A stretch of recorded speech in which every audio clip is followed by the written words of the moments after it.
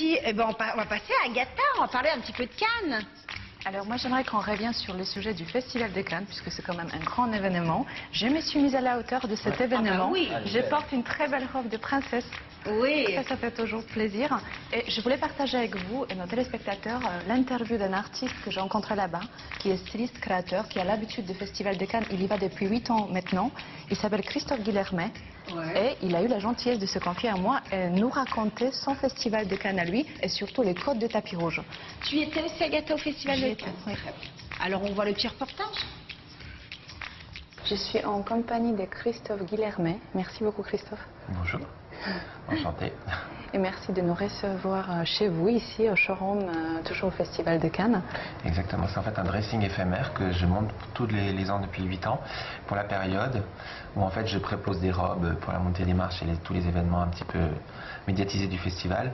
Et aussi cette année des costumes d'une marque italienne qui s'appelle Tombolini. Comme ça fait déjà 8 ans que vous êtes présent au Festival de Cannes, est-ce que chaque année ça se passe comment? Vous êtes plus stressé aujourd'hui? Comment ça a évolué depuis toutes ces années, le festival? Comment vous trouvez? Je me fais des challenges, donc du coup j'essaie de faire un peu plus de montée, un peu plus de présence média chaque année. Cette année c'était quand même plus difficile parce qu'il y avait quand même des grosses stars américaines tous les soirs sur les marches.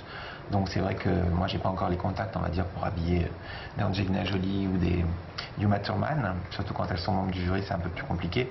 Donc c'est vrai que j'ai quand même des jolies parutions, mais on va dire que j'ai plus bataillé que les autres années. Et c'est vrai que le stress va continuer à être un peu crescendo parce que voilà, enfin, faut toujours récupérer les robes, elles sont abîmées parties. Est-ce que le festival, vous avez l'impression que ça met une espèce de, quand même un stress, comme il y a des enjeux importants? Tout à fait, mais ce qui est marrant, c'est en fait cette espèce de tapis rouge, ça fait un peu peur à tout le monde, cette montée des marches.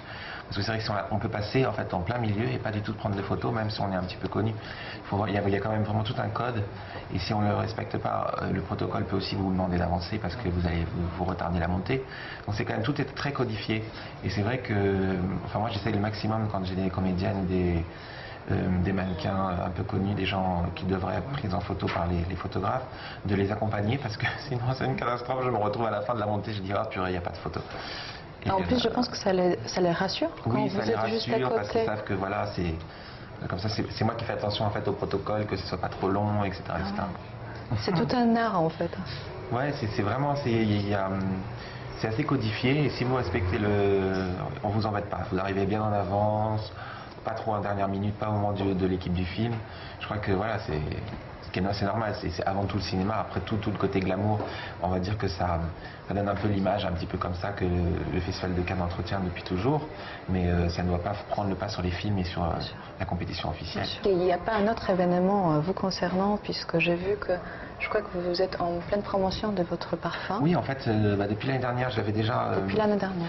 L'année dernière, en fait, je présentais les prototypes, Oui. et je faisais juste sentir en fait le parfum. Et maintenant, en fait, il est en distribution. En fin de compte, le nom du parfum, c'est le tapis rouge de Christophe Guillermet, et mettant ce parfum, c'est un peu le parfum pour la montée. Voilà. J'ai très envie de le sentir. Je ne vais pas vous en tarder. prie. En tout cas, on vous souhaite une belle continuation. Bah, merci beaucoup. Et merci beaucoup pour Et puis ce à très rendez-vous. bientôt, alors. Ah, pas mal. Bon, alors c'est compliqué quand on est styliste, quand on est créateur, de s'imposer en tant que tel et d'avoir des robes portées. Il y a des enjeux importants pour les vedettes qui montent le fameux tapis rouge, mais surtout pour les stylistes créateurs, comme nous a expliqué Christophe, c'est pas évident. Malgré que ça fait déjà 8 ans, il y a des stars américaines qui viennent de plus en plus chaque année. C'est pas évident de les encadrer, de les conseiller. Privilégie peut-être des grandes marques extrêmement connues plutôt que de jeunes créateurs. C'est compliqué. Mais quand même, cette année, il avait l'air assez content. Il a fait pas mal de belles parutions avec, entre autres, cette magnifique robe que j'ai le privilège de porter aujourd'hui, qui était portée par Cindy Fabre pour la montée de marche, donc une ancienne Miss Vous voulez France. pas vous mettre debout, Agatha, qu'on admire la belle robe? Je vais essayer. On la voit quand même, cette C'est jolie très robe. agréable à porter, mais... Frédéric, tu peux nous montrer, Regarde, voilà, il y a quand même du volume, voilà. Je peux vous dire, quand j'étais dans son dressing à Cannes, j'étais comme une petite fille avec des yeux qui pétillaient, parce que je pense qu'on est toute l'âme enfant qu'on a en nous, surtout quand on est une fille, on a envie de porter ce genre de robe. C'est toi qui l'as choisi cette robe? C'est moi qui l'ai choisie. Ah d'accord. C'est vrai que c'est celle que j'ai préférée de sa collection qui était montrée au Festival de Cannes. très Mais il y bien. en avait d'autres qui étaient magnifiques. Hein. Et comment ça se passe justement quand on est créateur? On se fait connaître avant, ou alors on essaye d'attraper des gens en leur disant est-ce que vous voulez que je vous habille? Comment ça se passe chez eux? C'est lui qui court un petit peu après les stars, j'imagine, pour Moi, je l'instant. pense que c'est un travail qui se fait tout au long de l'année, comme il me l'a expliqué. C'est tout au long de l'année qu'il se prépare pour les festivals. Mais lui, ça fait déjà 8 ans déjà qu'il est présent au Festival de Cannes. Donc je pense que c'est de plus en plus facile. Il est quand même connu dans les milieux de la mode. Maintenant, quand on est un jeune styliste créateur, je pense que c'est beaucoup plus difficile. Oui, c'est ça. Isabelle, tu as déjà été au Festival de Cannes? Non, mais j'ai déjà été à Cannes, mais jamais... Non, mais du festival à Cannes, oui, on s'en fiche. Non, Ludo. Et Olivier non plus, et moi non plus, non. Je trouve qu'il faut vraiment être invité. Par contre, il y a beaucoup de gens qui sont là-bas, et je trouve que quand on n'a pas vraiment quelque chose à y faire, c'est toujours un petit peu... C'était mon première expérience en tant que jeune journaliste, donc c'est vrai que c'est pas évident de se glisser dans les coulisses. Mais je trouve quand même que ça vaut le coup d'y aller parce qu'il y a une atmosphère, il y a une ambiance particulière, on sent qu'il se passe quelque chose. Et puis c'est vrai qu'on peut faire des rencontres improbables. J'ai eu de la chance de rencontrer d'autres personnes, des jeunes comédiennes, de designers stylistes qui sont là, qui travaillent à l'ombre des vedettes. Et je trouve quand même qu'on sent qu'il y a quelque chose qui Il y a pétille dans une atmosphère l'air. un peu électrique. Voilà, il se passe des choses.